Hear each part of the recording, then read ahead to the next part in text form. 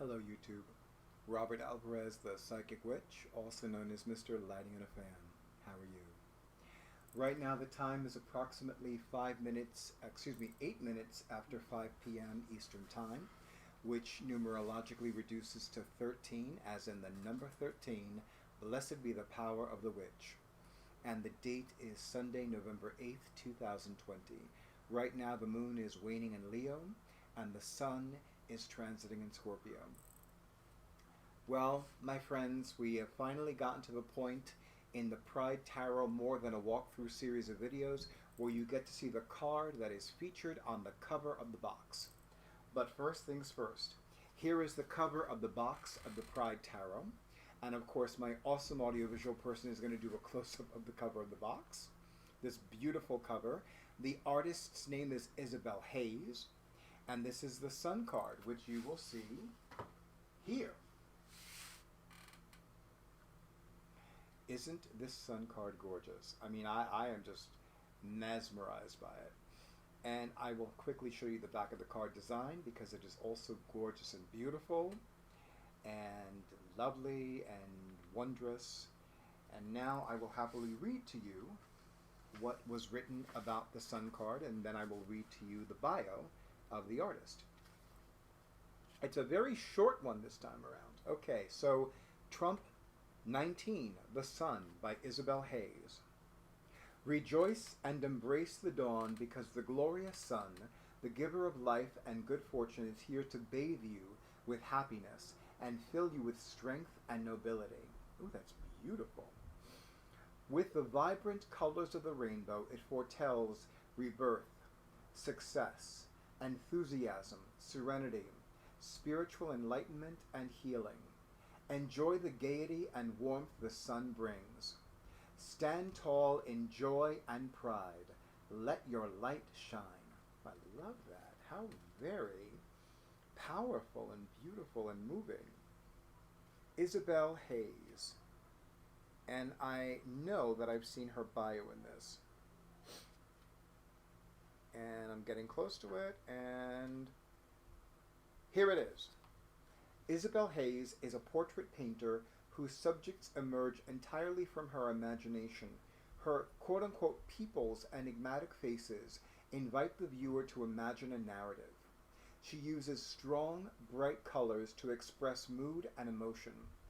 Isabel is originally from Guatemala and now makes her home in Northern California. She is a self-taught painter with a sunny disposition. Is it any wonder she selected the sun as her subject for this project? There is a website, an email address, and an Instagram account. I will make sure to include all that information in the description box for this video. Now, regarding the Sun card, in my readings, I've often said that whether I'm using a tarot deck, an oracle card deck, runes, etc., I do not look at them as good or bad. I look at them solely from the perspective of, is this empowering the client or is this disempowering the client? Now, for a lot of people, the Sun card is a good card. It's a positive card. But think about it. Burnt out. Nobody gets burnt out as a possible interpretation for the Moon card or the Star card. No, the Sun card. What about a sunburn? Nobody would think of that interpretation for the Moon card or the Star card or the Tower card. It would be the Sun card. So every card has its positive. Every card has its negative. Every card has its good interpretations. Every card, since this is focusing on a tarot deck, I'm specifically referring solely to tarot cards, has its negative interpretations.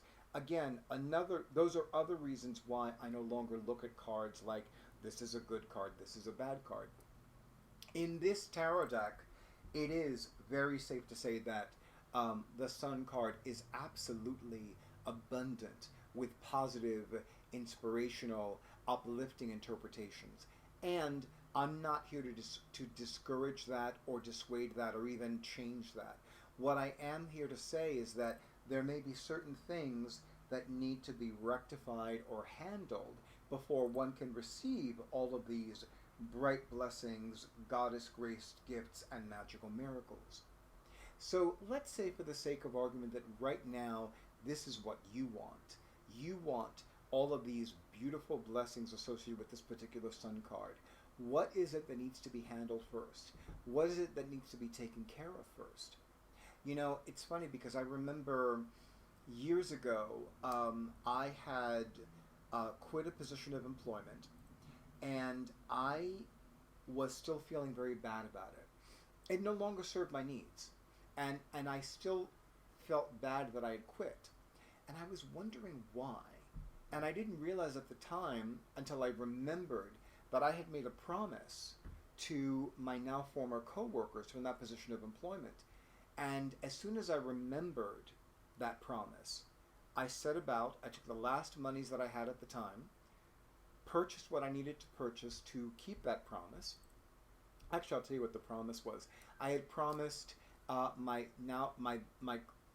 former co-workers and supervisors a box of Dunkin' Donuts.